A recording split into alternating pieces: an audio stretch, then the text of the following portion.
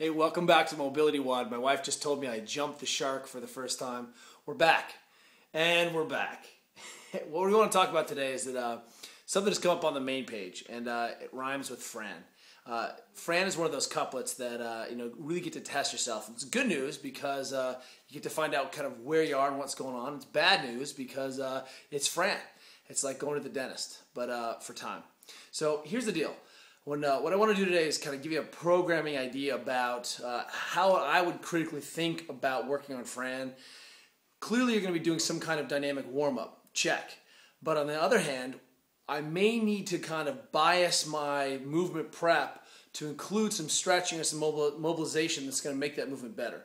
So here's what I'm thinking. You've got pull-up bar and you've got a 95 pounds on the rack. So if we look at those two things, I'm going to give you kind of two ideas the way I would approach this, kind of based on the demands of the movements. So I'm going to hand the phone over to my wife, and we're going to talk about this. First, in the front rack position, the thruster is a real compromised movement.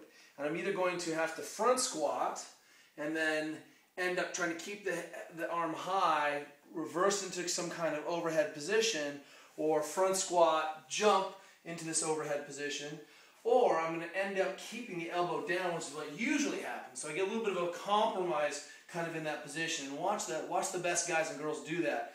They're either going to be kind of a high rack, or they're going to be elbow down. Either way, it's going to require a lot of thoracic extension. And if you don't have good extension with your abs on, are able to kind of get on the other side of the curve with that barbell into a supported position, as you come back down in that high quick load, we're going to end up with a little bit curved, and you're going to get pulled forward on your toes, and you're going to blow out a lot of energy into your quads and into having to support a load from a bad position.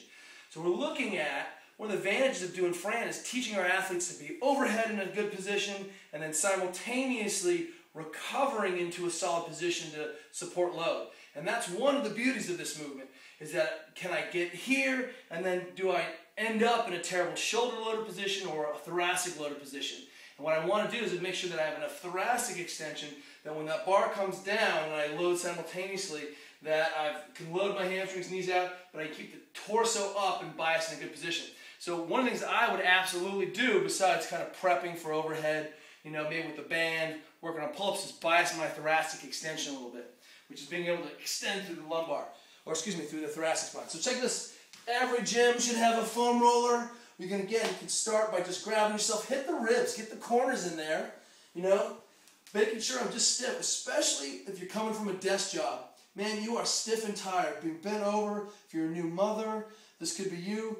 We want to make sure that you are over and open. So grab your hands and then bias those positions. Notice I'm going to keep my rib cage down and try to extend over the top. We call this the keg drill. But I can go to the base of my ribs and just find some big excursion, hang out, take some big breaths there. Give this a chance to work. Look for the corners. And what we want to do is practice kind of moving that arm position into a little bit of thoracic extension. But in that rack, boom, I can set and support. Some friends from New Zealand sent me their version of hell. It's two, I think these are field hockey balls. In Scotland, I think they'd be called hurling balls. But these things are massive. These are like John Welborn's pink balls, which they're size of John Welborn's pink balls. So, they're for John Welborn is what I'm saying. But either way, we're in this position, hammering, and I can do that same thing, a segment at a time, but just working on those positions. So I would definitely spend some time opening up that. The second thing I want to do is, because this movement is so biased towards a front squat loaded movement, it's difficult to get a ton of hamstring involved. It's basically a front squat. I want to make sure that my hips are really open in the front. So besides spending some time and opening, I'm going to do this today. I'm going to throw a new drill at you. We're going to take a wide squat stance. You're going to press to the corner of this squat stance. You'll notice that I'm going to try to avoid having this kind of valgus knee where the knee is in. I'm going to press the knee back. I'm going to go to an active hip, and I'm really kind of hammering actively in this corner. And then I'm going to my shin goes vertical. Whoop. I'm going to skip across the limits of my hip capsule and settle back down onto the other side.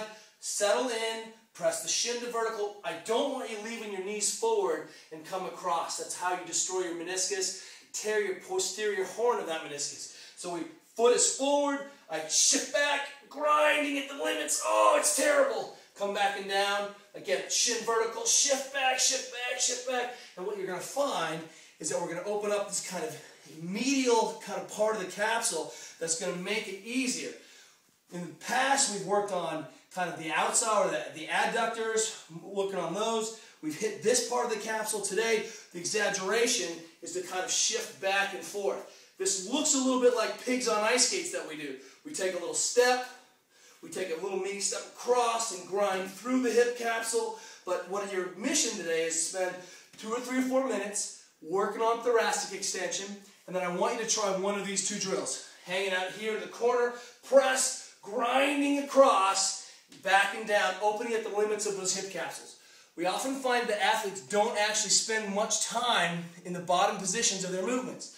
So as you're warming up for this, you may actually just do some squats, you may do some thrusters, but you actually haven't spent any quality time looking at the limiters in that bottom position. If you examine that bottom position a little bit and really look at where your hips are tight, it will pay dividends. As you arrive in that bottom position, you'll have movement options. You won't get pulled into a bad position. And if you're in a good position, with torso upright, belly tight, pow, you're going to PR on Fran today. Post your PR on Fran to comments. See you then.